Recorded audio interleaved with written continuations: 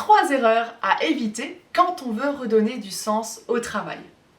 Peut-être que depuis quelques mois, vous avez un petit peu de démotivation, vous traînez du pied pour aller travailler le matin, vous avez de moins en moins envie de lancer de nouveaux projets ou de vous lancer dans des nouvelles actions.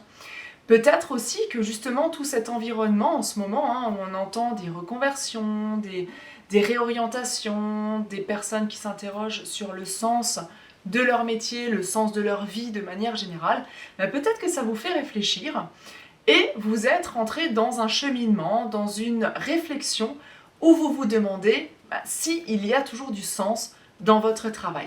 Et c'est une excellente chose, vraiment je vous félicite pour ça, parce que c'est grâce au sens que généralement on obtient de plus en plus de motivation et qu'on réussit davantage les choses qu'on entreprend. En revanche, on peut faire des erreurs assez graves si on va trop vite dans sa réflexion. Et dans cette vidéo, je vais vous partager les 3 erreurs que je vois le plus souvent en coaching. La première erreur, et malheureusement c'est celle que je vois le plus, c'est de penser qu'il faut impérativement changer de travail pour trouver du sens dans sa vie. Non, ce n'est pas vrai. Beaucoup de personnes font cette erreur-là, je l'observe vraiment beaucoup. Et parce que beaucoup de personnes pensent malheureusement qu'on ne peut pas trouver du sens dans le travail actuel ou dans l'entreprise actuelle et donc font le choix de changer de métier, de se réorienter et pensent sincèrement que l'herbe est plus verte ailleurs. Pas toujours. C'est vraiment l'erreur que je constate le plus souvent. Et je vais vous parler d'un phénomène que j'appelle la traversée du désert. Parce que peut-être que vous êtes dans ce cas-là, et ça peut arriver où vous avez commencé votre travail dans une entreprise ou même une fonction qui vous a plu, vous avez eu des succès, vous avez plutôt bien réussi, et là vous êtes à un moment un peu de bad où vous sentez que ça redescend un petit peu, vous prenez moins de plaisir, vous avez moins d'envie, les résultats forcément en découlent et sont beaucoup plus mitigés, voire même des fois négatifs, par rapport à ce que vous avez pu connaître des mois ou des années auparavant. C'est ce qu'on appelle cette fameuse traversée du désert.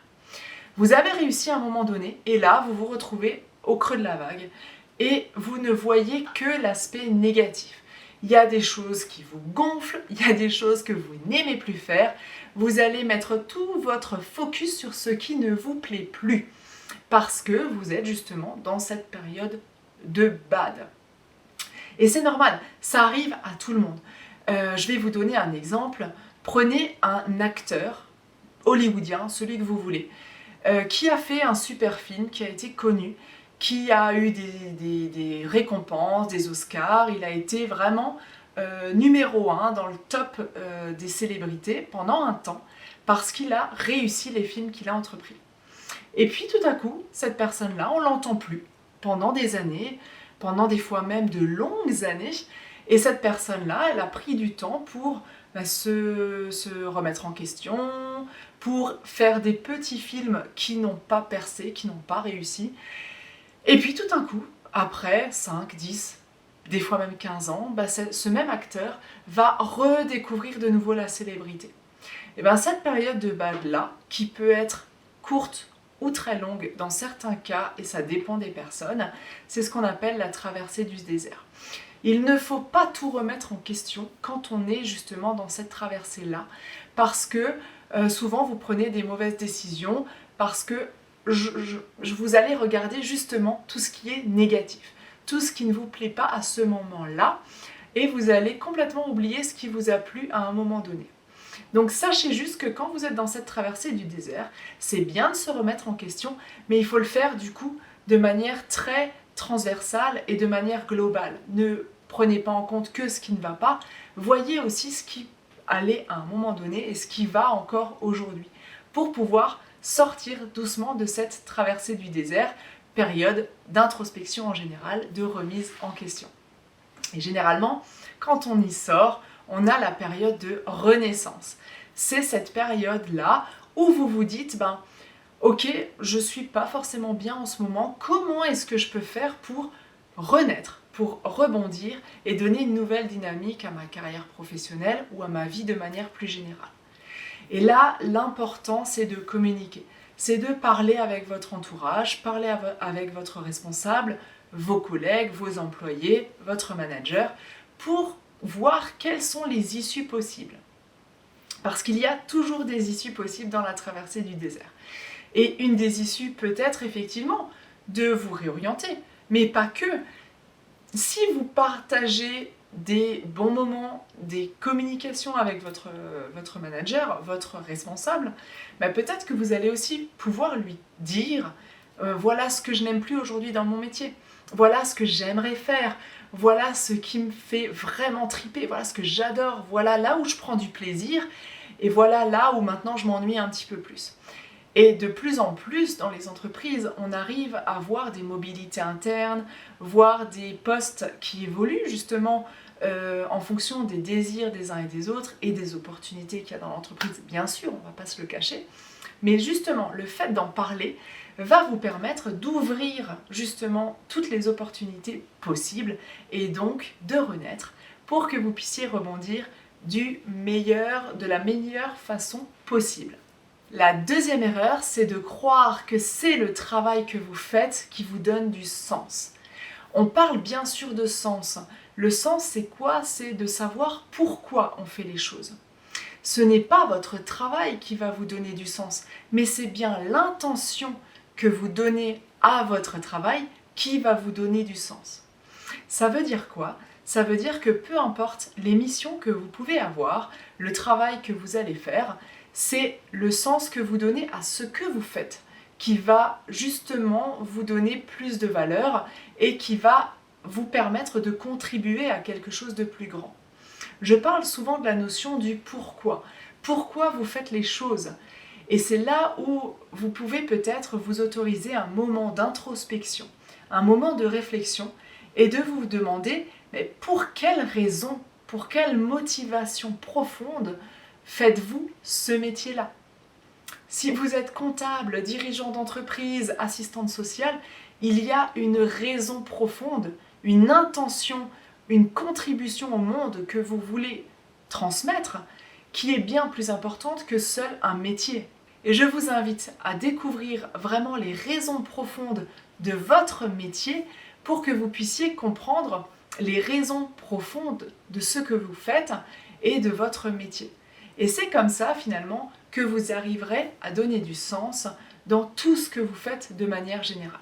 Je vous invite même à visionner une autre vidéo qui est comment trouver votre métier idéal à travers l'ikigai.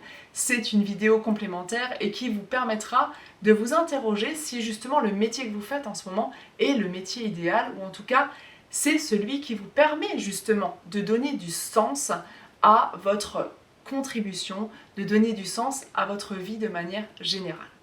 La troisième grande erreur, c'est de laisser votre environnement vous influencer. Vous allez peut-être avoir des amis qui viennent de changer de métier, qui viennent de faire une réorientation, qui s'éclatent dans leur nouveau travail. Et puis vous allez entendre aussi sur les réseaux sociaux qu'il faut du sens, qu'il est important de s'interroger sur son avenir, sur sa carrière, sur ses valeurs, ses talents, etc. Et c'est très bien.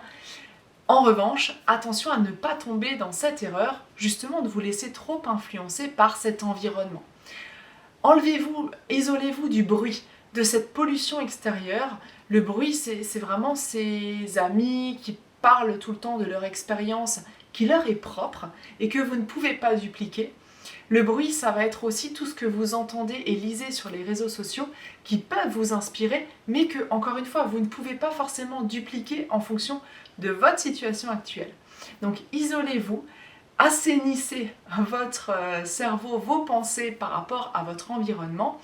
Et là, je peux vous donner un conseil, c'est vraiment de vous entourer de personnes, de professionnels, ou lisez des magazines divers et variés, mais en tout cas qui vont vous permettre de cheminer, de réfléchir sur le sens que vous voulez donner à votre métier et sur le métier que vous faites, est-ce qu'il est le bon ou pas, est-ce qu'il vous procure du plaisir ou pas, est-ce que vous allez vous épanouir ou pas dans ce métier-là. Mais en tout cas, ne cherchez pas ni à vous influencer, ni à dupliquer quelque chose parce que généralement ça ne fonctionne pas. On est tous différents, on a tous des états d'esprit et des situations perso et pro complètement différentes, donc vous ne pouvez pas vous comparer.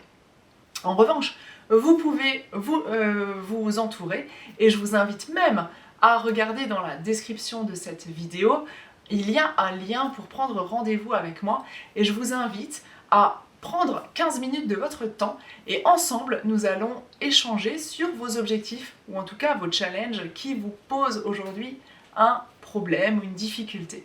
Discutons-en ensemble pendant 15 minutes, et vous repartirez avec le premier pas, la première action que vous pouvez enclencher pour justement continuer à cheminer et à réfléchir dans la bonne direction.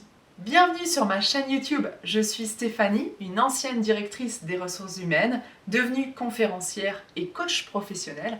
Et aujourd'hui, j'accompagne les collaborateurs et les dirigeants et je vous accompagne à travers ces vidéos à identifier et révéler votre plein potentiel pour que vous puissiez vous épanouir dans votre vie et dans votre travail.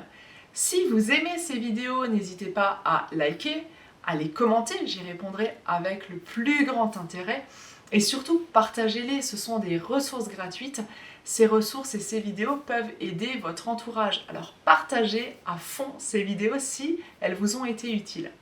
J'ai d'ailleurs 2 autres vidéos à vous recommander à ce stade. La première, c'est 4 signes infaillibles qui montrent que c'est le bon moment pour changer de carrière. Et la deuxième vidéo qui est quel est le meilleur moment pour changer de travail.